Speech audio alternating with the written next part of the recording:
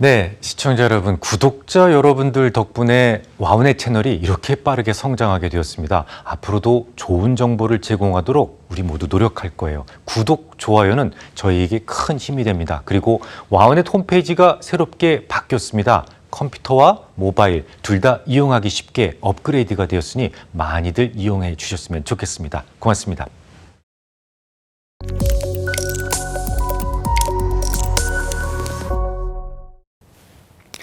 네, 지금까지는 저점을 기가 막히게 찾아주는 지표를 배우셨는데 이제부터는 고점을 또 잘 잡아주는 지표를 공부하실 겁니다. 사실 저점을 찾는 것보다 고점을 찾는 일이 훨씬 더 어렵습니다. 많은 사람들이 이 고점과 저점을 비슷한 메커니즘에 대해서 그런 그 메커니즘에 의해서 찾을 수 있다라고 생각하지만 그렇지 않아요. 남자와 여자가 완전히 다른 생각을 가지고 있지 않습니까? 고점과 저점도 그 태생적 성격이 완전히 달라요. 호소다 고이치 그가 만든 일목균형표가 주로 상승장에 맞는 지표다라는 이야기를 했는데요. 하락 파동은 마치 집이 무너지는 것과 같아서 그 깊이와 속도를 전혀 예측할 수 없다라는 것이 이유였습니다. 간단하게 설명을 해드릴게요. 여러분들이 어떤 종목을 샀습니다. 그 종목이 오르면 여러분들은 어떤 생각이 들겠습니까? 대부분 초보 투자자들이라면 일단 요거 확보된 이익 좀 실현하고 싶다 이런 생각이 드시거든요.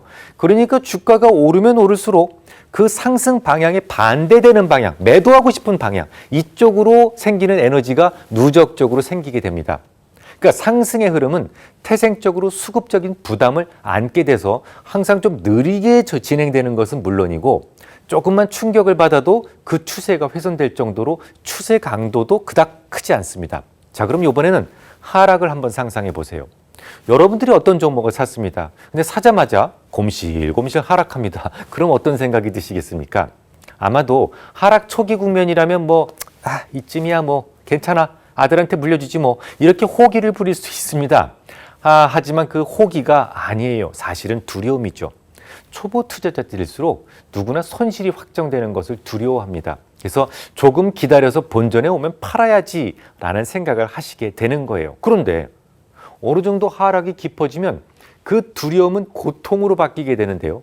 결국 더 이상의 손실을 제한하려는 강력한 욕구가 생기게 돼서 하락하는 방향과 같은 쪽, 매도 쪽으로 거래가 동참되게 되는 겁니다.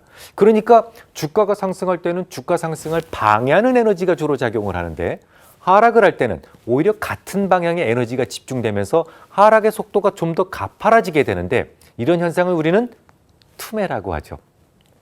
일반적인 상승의 파동은 작전주가 아닌 이상 대부분 이성적인 흐름을 보여주는 경우가 많은데 이 하락 파동은요.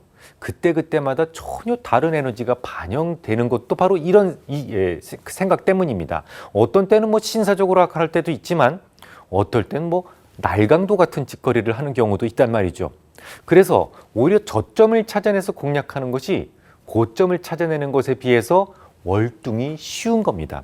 저점에서는 어떻다고요? 패닉이 잘 일어나요.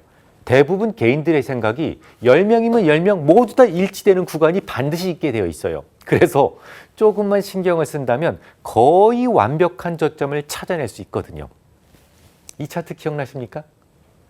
제가 여러분들한테 지금까지 저점을 기가 막히게 찾아주는 DMI를 가르쳐 드렸는데 지난 11월 5일 방송에서 이 차트를 제가 소개해 드렸어요. 그러면서 지금 DMI로 막 찾아낸 종목입니다. 고객들을 위해 제공하는 모델 포트폴리오에 10월 말에 편입이 됐어요 라고 동그라미까지 쳐드렸었어요. 이 종목 이름은 지워버렸었죠. 그런데 이 종목 이름이 셀트리온 헬스케어였습니다. 지금의 모습은 어떻게 됐을까요? 이렇게 됐습니다. 역시 동그란 구간에서 지금까지 잘 상승을 했었죠. 이 종목 말고도 상당히 많은 종목군들이 거의 최저점에서 하루 이틀 정도 빗나가는 정도에서 딱 정확하게 편입될 수 있었는데요. 그만큼 저점을 찾아내는 것은 약간의 노력만도 가능하다는 거예요. 그 DMI만 배우셔도 된다는 겁니다. 하지만 고점에 대해서는 에너지가 분산되는가 싶으면 다시 올라가고 또 좀 약해지는가 싶으면 다시 상승하는 것을 너무 자주 볼 수가 있어요. 때문에 확고한 에너지의 전환이 잘 일어나지 않는다라는 것이 특징입니다. 그런 이유로 고점 신호에 대해서는 좀 더 신중한 접근이 필요한 거예요. 저는 고점 신호에 대한 신뢰를 높이기 위해서 기본 신호, 그리고 확인 신호로 나누어서 고점 신호를 끄집어내기로 했습니다.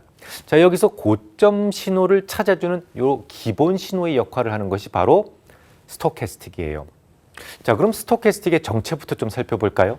하락과 상승에 적용되는 에너지가 전혀 다르다라는 말씀을 드렸는데, 그래서 주추세선의 위치도 다르다라고 말씀드렸었죠.